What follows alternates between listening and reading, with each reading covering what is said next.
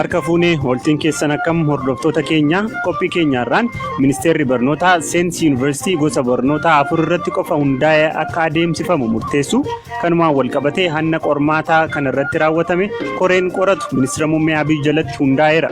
Muummichi ministeeraallee kana qoratanii koree tokko hundeessaniiru. Abbaan kana keessaa harka qabu sadarkaa isaaf madaaluun tarkaanfiin irratti fudhatamee uummataaf kan itti ta'uu isaati.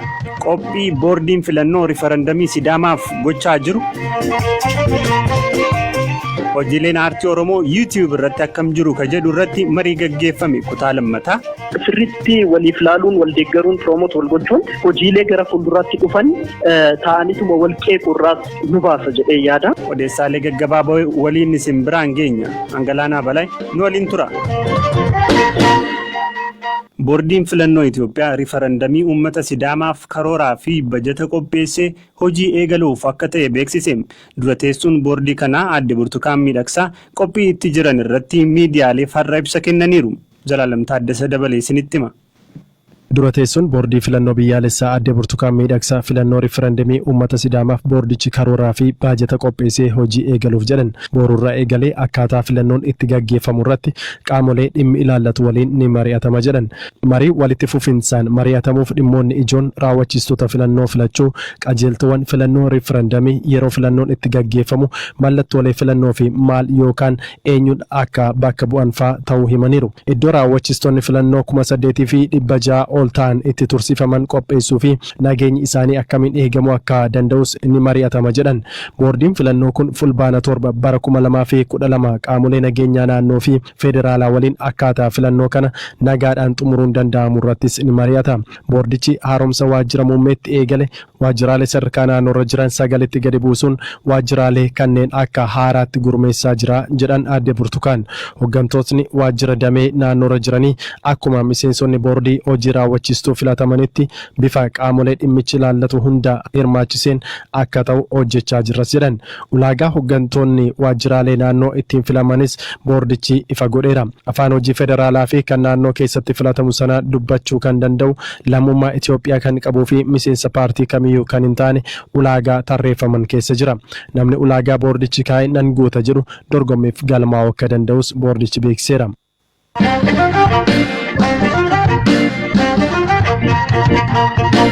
Ministeerri barnootaa qabxiin Seensa Yuunivarsiitii baranaa addatti qormaata barattoonni guyyoota lamaan jalqabaatti fudhatan qofa irratti hundaa'aa jechuun murteesse.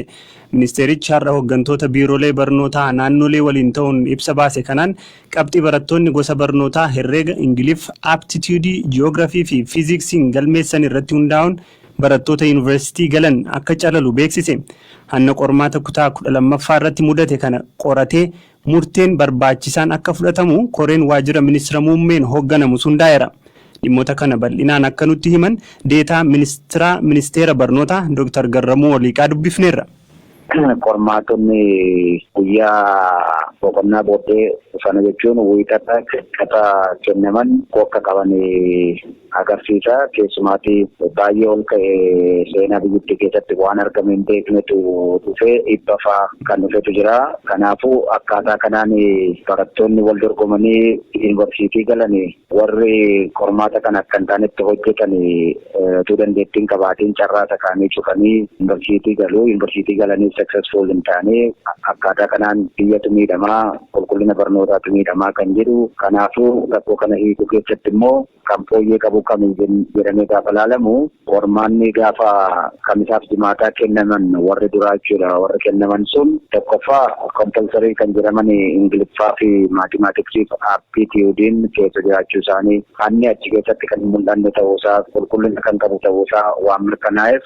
Sadaffaa yoo kanarratti wal dorgomanii yuunivarsiitii seenan haqa qabeessummaan mirkanaa'uu danda'a jedhamee waan ilaalameef kan baranaa addatti yuunivarsiitii galuuf kan barataan wal dorgomu koorsiiwwan jalqaba kamisaa fi jimaata fudhataman irratti hundaa'eeti kan jedhu murtaa'e jechuudha. Hanni gaggeeffamee akka ture haasa'amaa ture kanaaf koodiin bahee barattoonni akka hojjetan ta'eera waan jedhu qulqulleeffachuu dandeessanii.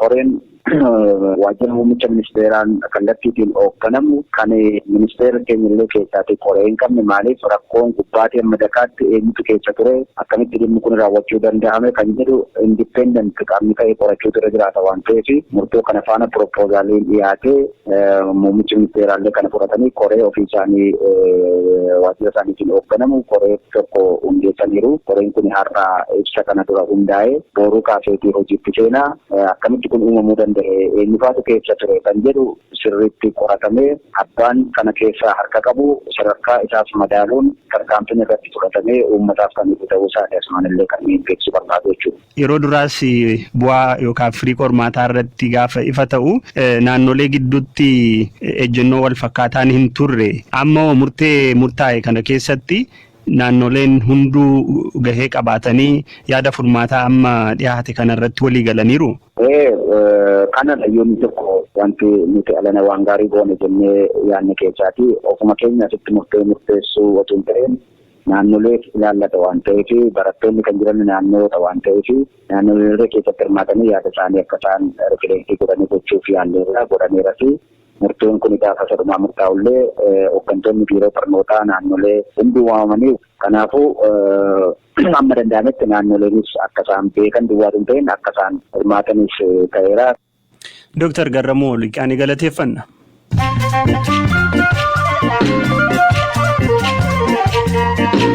amma immoo odeessaalee gaggabaaboo hirphaa gammachuurraa dhageenya.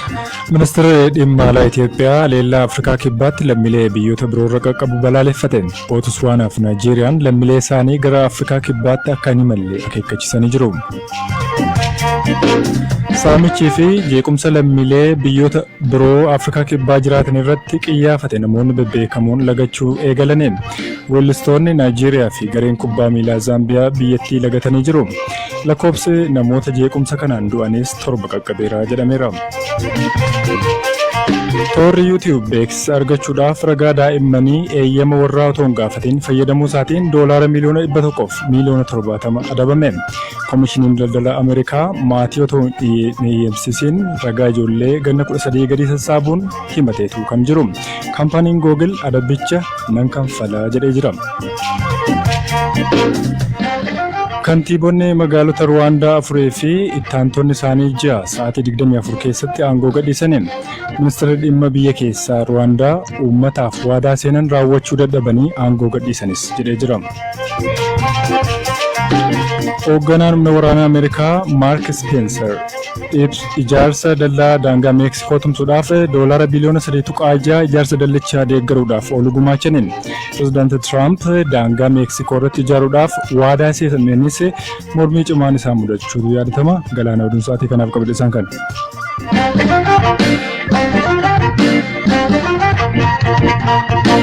Ministeerri fayyaa Itoophiyaa Dr. Amiir Amaan dhimma dhukkuba Iboolaa fi moodesii dubartoonni yeroo laguu qulqullina ittiin eeggatan qaraxarraa bilisa gochuu irratti BBC waliin haasa'an. Dhibee Iboolaa biyyoota Afrikaa dhiyaa fi giddu galaatti babal'achaa jirurraa of ittisuuf qophii ministeerri isaanii irra jiru himuun jalqabu.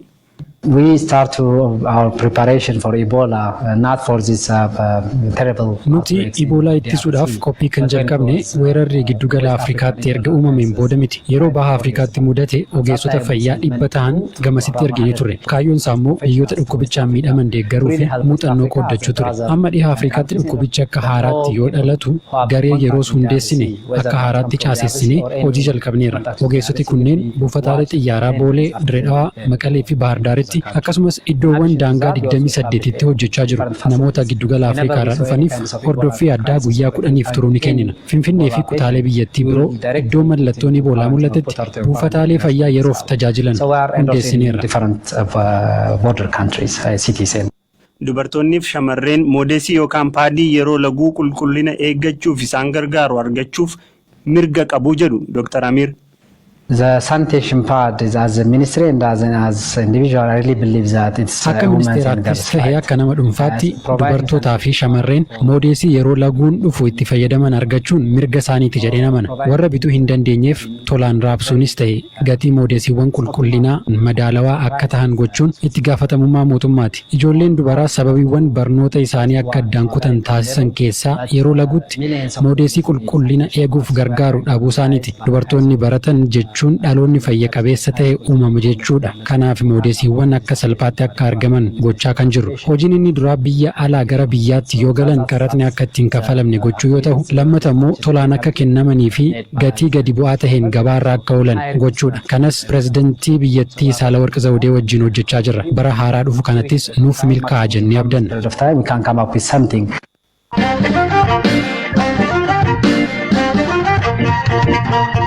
Qophii keenya dhumaarra geenyeerra walleef hojiileen aartii afaan Oromoon dalagaman YouTube irratti maaliif daawwataa xiqqaa qabaatan, lakkoofsi daawwataa YouTube guddachuun maal fayyada, akkamiin ammoo rakkoon kun furama ka jedhu irratti mariin jaallattoota aartii Oromoo fi aartistoota waliin gaggeessine kutaan lammataa kunooti. Hojiilee aartii Oromoo ka hordoftu caaltuun rakkoon kun dhiibbaa guddaa qabaa jetti.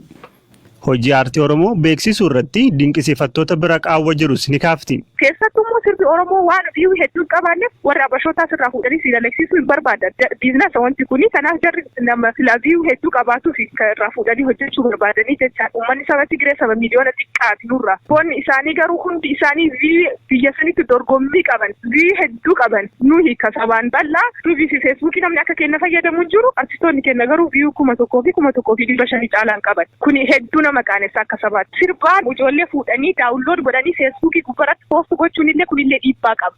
Sirba sheerii gochuudha malee liinkii isaa fuudhanii sirba daawunlood godhanii feesbuukii gubbaratti illee poost gochuun kunillee artistoota keenya irratti dhiibbaa fida.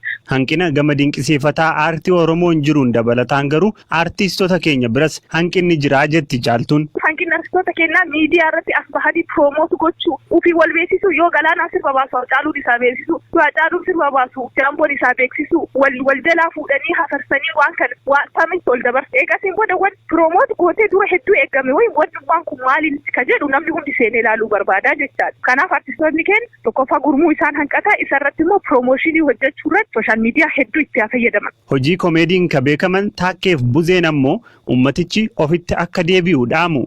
Kanaaf furmaanni isaa ammayyuu artistoonni akkuma sabboonummaa biyyaaf sirbaa jiru kana uummata keenya akka inni kan isaatti dursa kennuuf dirqisiisuun dirqama aartii fi artistii nurraa eegamuuti. Uummanni keenyas egaa qarshii tokko yoo balleessu sirbas daawwachuudhaaf obbohaarsuuf yeroo jedhu qarshiin tokko iyyuu gaafa irraa cittu dhimma Oromoo irratti yoo irraa citte yookiin aartii Oromoo yoo cabdee aartii Oromoo guddisa. Weellisaa guddate jechuun aartiitu guddata.